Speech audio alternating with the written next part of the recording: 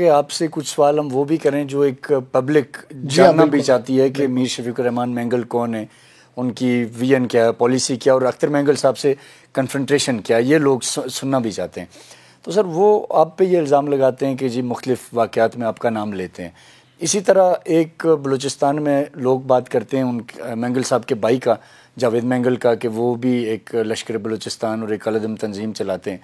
تو اس پہ آپ کیا سمجھتے ہیں کہ وہ لشکر بلوچستان والے کوئی الگ لوگ ہیں اور مینگل صاحب الگ ہیں، یا یہ دونوں کو آپ کو ایک ہی ترازو میں سمجھتے ہیں؟ اس پہ آپ کا پوائنٹ آف ویو کیا ہے؟ یہ تو جی بلوچستان کے لوگوں کے لیے حیرت کی بات ہے کہ اسلام آباد، لاہور یا پورے باقی ملک میں لوگ ان کو علیحدہ سمجھیں.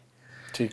لوگ حیران ہو جاتے ہیں کہ اتنے بھولے بھالے کیسے ہیں، یا پھر جان بوجھ کے لوگ سمجھ رہے ہیں جو ادھر ایسے ذمہ دار لوگ کبھی کبھی یہ بات کرتے ہیں، بڑی فیڈریشن کی پارٹیوں کے لوگ کبھی یہ تاثر لیتے ہیں.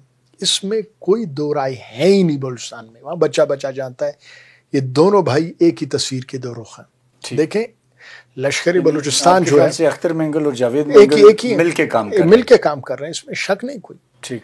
یہ لشکری بلوچستان جو اس banned organisation, militant terrorist organisation جو را فنڈڈ ہے،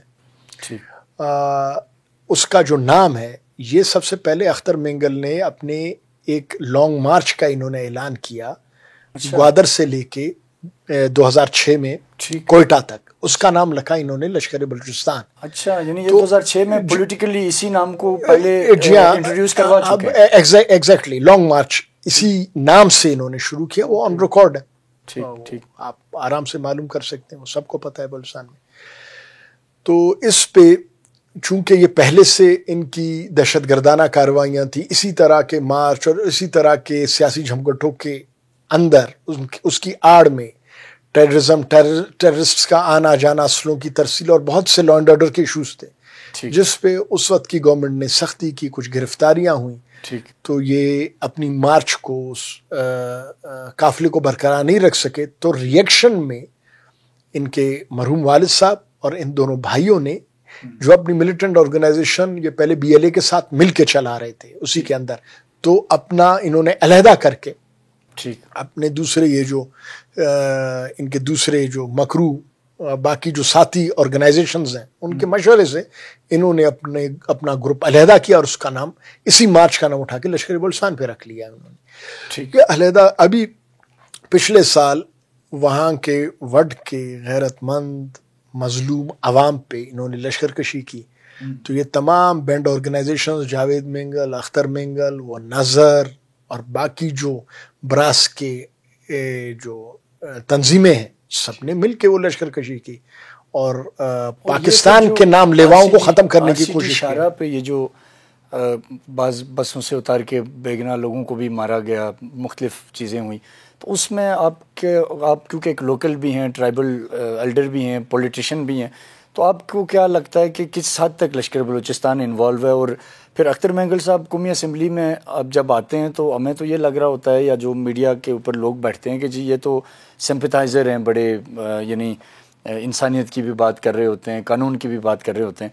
تو یہ RCD شارہ کے واقعات پہ، قتل و غارت پہ، اس پہ آپ وہاں جب سٹینڈ لیتے ہیں تو لوکل لوگوں کی کیا رائے ہے اس پہ؟ دیکھیں لوکل جو بھی برا ہوئی بلوچ اور برا ہوئی علاقوں میں، وہ اس کو بالکل ایک غیر انسانی، غیر اسلامی، غیر بلوچی عمل سمجھتے ہیں. جو مسافر ہے یا جو ہمسایہ ہے، کوئی بھی مسلمان، یہاں تک ہندوؤں کے حوالے سے بھی بلوچ اور برا ہوئی جو رسم و رواج ہیں وہ بہت سخت ہیں ان کے تحفظ کے حوالے سے. تو یہ کسی صورت میں بلوچ اور برا ہوئی روایات سے یعنی ہم آہنگی اس کی نہیں، یہ سراسر ظلم ہے، دہشت گردی ہے. اور یہ جو انڈین فنڈڈ جو ڈیتھ اسکواڈز ہیں، یہ انہی کو زیب دیتا ہے اس طرح کی گندی حرکتیں، کہ پاکستان کے اندر پاکستان کا ID کارڈ دیکھ کے مظلوم پاکستانیوں کو جو اپنے روزگار کے لیے پاکستان میں ہی در بدر اپنے گھروں سے دور، یہاں کا بلوچ برا ہوئی پنجاب جاتا ہے، سندھ جاتا ہے، وہاں کے لوگ ادھر آتے ہیں. تو یہ بدترین قسم کی ٹیررزم ہے، دہشت گردی ہے، اور یہ پاکستانیوں کے خلاف ہے جو کہ را فنڈڈ لشکر کر رہے ہیں. تو اس میں تو کوئی دو رائے نہیں ہو سکتی. اور بلوچ اور براہوی علاقے تمام اس چیز میں ان دہشت گردوں کے خلاف ہیں. ٹھیک سر، ایک ابھی یہاں اسلام آباد میں پاور کوریڈورز میں بھی صحافیوں میں بھی ایک بات ابھی چل رہی ہے کہ جی یہ مینگل صاحب باہر چلے گئے. پھر ایک تصویر آئی کہ شاہ زین بگٹی صاحب بھی اور گورام صاحب بھی چلے گئے. اسی طرح پھر یار محمد رند صاحب کو بھی ہم نے دیکھا. تو خیر باقیوں سے تو میں آپ سے باقی لوگوں کے بارے میں کامنٹ نہیں لوں گا، لیکن ایک سوچ یہاں یہ پائی جا رہی ہے کہ شاید اب مینگل صاحب چلے گئے اور پتہ نہیں اب وہاں سے یہ کیا کر لیں گے. تو آپ ظاہر ہے کہ ان کے خلاف الیکشن لڑتے ہیں، آپ کا علاقہ ہے، آپ کی تمام چیزوں پہ نظر ہے. آپ کو کیا لگتا ہے کہ کیا یہ بھی جاوید مینگل کی طرح پہاڑوں پہ جانے کا اعلان کر سکتے ہیں؟ یہ کوئی اور ایسا ایکسٹریم سٹیپ اٹھا سکتے ہیں جس سے ہمارے یہاں میڈیا میں بیٹھے لوگوں کو واقعی پریشان ہونے کی ضرورت ہے، یا ویسے ہی یہ بیچارے کوئی پرایا غم اپنے گلے میں ڈال کے بیٹھے ہوئے ہیں؟ اس پہ تھوڑا سا روشنی ڈالیں. یہ جی ان کی گیدڑ بھپکیاں ہیں، یہ ان کی بلیک میلنگ ہے، اور یہ آج سے نہیں ایکسپوز ہو چکے ہیں. ٹھیک. یہ تو پچھلے 76 سال سے یہ گروپ 60 کی دہائی میں انہوں نے کیا، 70 کی دہائی میں انہوں نے کیا. جنرل ضیاء کے دور میں یہ بالکل خاموش رہے. ٹھیک. گئے ملک سے باہر، انہی کے پیسوں سے ان کے والد نے اپنا علاج کرایا. ٹھیک، یعنی جنرل ضیاء نے جی ہاں، جو پہلی اوپن ہارٹ سرجری جو ان کے والد کی ہوئی ریکارڈ ہے. جی ہاں، یہ جو chief of the army staff president of Pakistan general Zia الحق کے دیے گئے گرانٹ سے ہوا. اس وقت میرے خیال میں 7.5 لاکھ روپے کی ان کو گرانٹ دی گئی آن ریکارڈ. اگر آج آپ یہ بات کسی کوئی فورم پہ بندہ کرے تو وہ تو میں چیلنج دیتا ہوں ان کو میں آپ کی توسط سے، میڈیا کی توسط سے بالکل میڈیا پہ چیلنج کرتا ہوں ایک اوپن اور لائیو ڈسکشن کے لیے، تاکہ دودھ کا دودھ اور پانی کا پانی ہو. ہمیں تو یہ افسوس ہے کہ وہاں کی اصل آواز کو میڈیا نہیں سنتا. یہی ظالم سرداروں کے اور را فنڈڈ لشکروں کے جو ایک وہ مینوپولیشن ہے، اور وہ جو ایک جگلر کی طرح وہ ایک بلسان ایشو کو وہ جو اس پہ کرتب دکھا رہے ہیں، اسی میں میڈیا یعنی ان کی گرفت میں ہے. حقیقت کو فیکٹ فائنڈنگ مشن جو میڈیا کا ہونا چاہیے تو وہ ضروری ہے، بہت ضروری ہے وطن عزیز کے لیے، اور اس قسم کی بدترین دہشت گردیوں کو بے نقاب کرنے کے لیے. یہ ان کی گیدڑ بھبکی کے علاوہ اور کچھ نہیں. یہ ابھی پچھلے سال اب ریاست پاکستان، یہ تو اللہ اس کو تا قیامت سلامت رکھے، یہ تو ایک بہت بڑی طاقت ہے، ایک ایٹمک پاور ہے، مسلم دنیا کی واحد ایٹمک پاور. انہوں نے پچھلے سال ہمارے خلاف لشکر کشی کی. یہی جاوید، یہ اختر، یہ اس گروہ نے، ان میجر گوراواریہ کے ان ٹاؤٹس نے. تو انہوں نے اتنی بڑی بڑی باتیں کی، ہم 2 دن میں ان پاکستانیوں کا خاتمہ کر دیں گے. یہاں اپنے جو بعد میں ہمارے ظلم کے خلاف کوئی نہیں کھڑا رہ سکے گا. یعنی یہ آپ کے خیال سے اختر مینگل صاحب آپ کو بالکل قتل کروانا چاہتے ہیں؟ جی ہاں، وہ تو بالکل صرف مجھے نہیں، یہ ہزاروں لوگوں کو، وہ گاؤں کے گاؤں کو ختم کرنا چاہتے تھے. اچھا. اور جو تمام انہوں نے تیاری کئی سالوں سے کی ہوئی تھی، انہوں نے اپنا جھمگٹا، اپنے زرخریدوں کا لشکر بنایا. صحیح. کچھ پھر چونکہ ان کے اکثریت علاقوں میں تو مجبوراً بھی کچھ لوگوں نے ساتھ دیا ان کا. تو جب جنگ ہونے لگی یہ خود بھاگ گئے. ٹھیک. یہاں اسلام آباد پہنچ گئے. ہاں جی مجھے ابھی یاد ہے کہ وہ جب حالات کشیدہ تھے تو جب وہاں انہوں نے جنگ شروع کروائی، اپنے بھتیجے کو، اپنے لوگوں کو مرتا ہوا چھوڑ کے، اپنے بھائی کے بیٹے کو مرتا ہوا چھوڑ کے، اپنے گھر کو ویران کر کے یہ لوگ بھاگے، ادھر آ گئے. اور چونکہ پہلے میاں صاحبان کو اور جیسے عمران خان صاحب کو، کبھی پیپلز پارٹی کو بھی یہ اپنے اداکاری سے بیوقوف بناتے رہے ہیں، پھر انہوں نے بنانے کی کوشش کی. تو انہوں نے کہا 2 گھنٹے میں ہم لوگوں کا صفایا کریں گے. یہ 2-3 دن میں ان کے چھکے چھوٹ گئے، ان کے چمچوں کے، ان کے جو ڈیتھ اسکواڈ کے چھکے چھوٹے. مظلوم پاکستانیوں نے ان کا مقابلہ کیا. تو انہوں نے یہاں کوشش کی کہ ابھی آرمی کو میاں شہباز شریف جو پرائم منسٹر تھے ان کے ذریعے قائل کیا جائے کہ وہ ان دہشت گردوں کی مدد کریں پاکستانیوں کو مارنے کے لیے. تو یہ کہاں ہو سکتا ہے؟ ظاہری بات ہے ملک میں یہ پاکستان ہے، اس کے محافظ ہیں، اس کے ذمہ دار ادارے ہیں، خود مسلم لیگ ہو، پیپلز پارٹی ہو، ان کی بھی بڑی سوچ ہے. اب وہ ایسے ہی کسی اداکار کے کہنے پہ تو پاکستانیوں پہ چھڑ دوڑنا اچھی بات نہیں. وہ کہ پہلے زمانے میں کیونکہ کچھ اچھی مثالیں نہیں ہیں.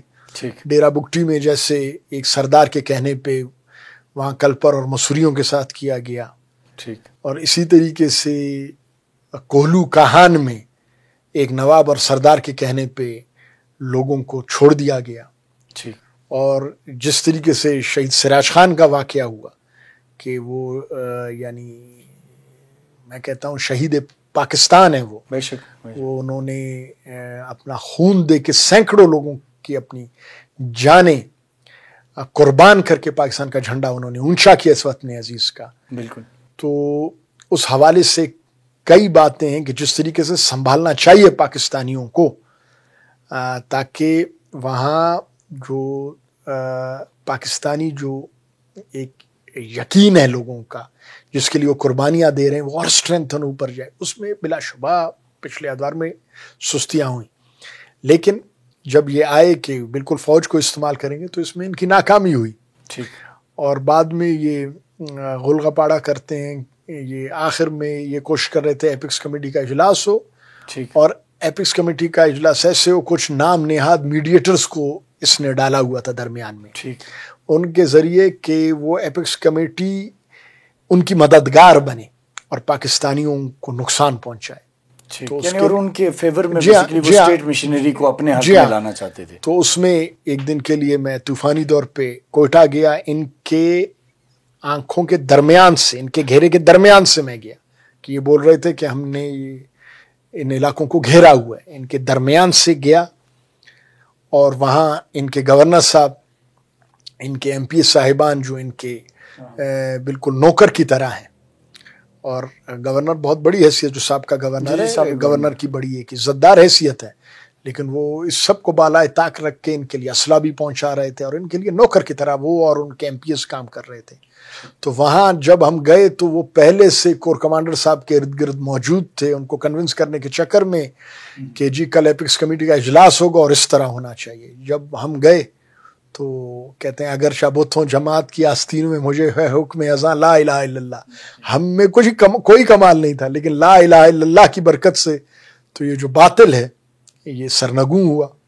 اور یہ نہیں کہ ایپکس کمیٹی نے کوئی ایسا فیصلہ کیا جو ہمارے حق میں ہو, ایک نیوٹرل فیصلہ انہوں نے کیا. ہم تو چاہتے تھے کہ وہاں جو جاوید مینگل کے مین روڈ سے 7 کلومیٹر کے اوپر اس کا کیمپ ہے, دہشت گردی کا گڑھ ہے, ابھی بھی ہے, اس وقت بھی ہے, گڑھ ہے, کہ اس کو ختم کیا جائے, وہاں آرمی بیٹھے. اور وڈ بازار جو واحد جگہ ہے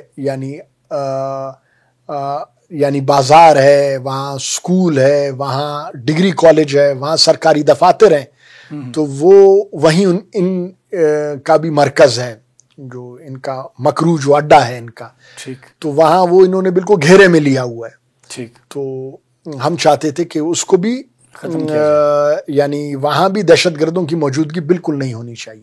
ٹھیک ہے, ظاہر اس کا اوورآل فائدہ ہوگا, بالکل عوام آزادی سے آئے جائیں تاکہ سرکاری دفاتر, کالجز, تعلیمی ادارے, ہاسپٹل ہے جو وہاں کا تحصیل ہیڈ کوارٹر ہسپتال, وہ تمام عوام کے لیے کھلا ہو. اب پاکستانی وہاں سے علاج نہیں کرا سکتا, وہ را فنڈڈ لشکر کے گھیرے میں ہے, ان کے قبضے میں ہے, تو یہ تو بہت بڑا سوالیہ نشان ہے. تو گو کہ ایپکس کمیٹی نے یہ فیصلے نہیں کیے اور ایک نیوٹرل فیصلہ کیا, لیکن اس سے بھی ان کو تکلیف ہوئی.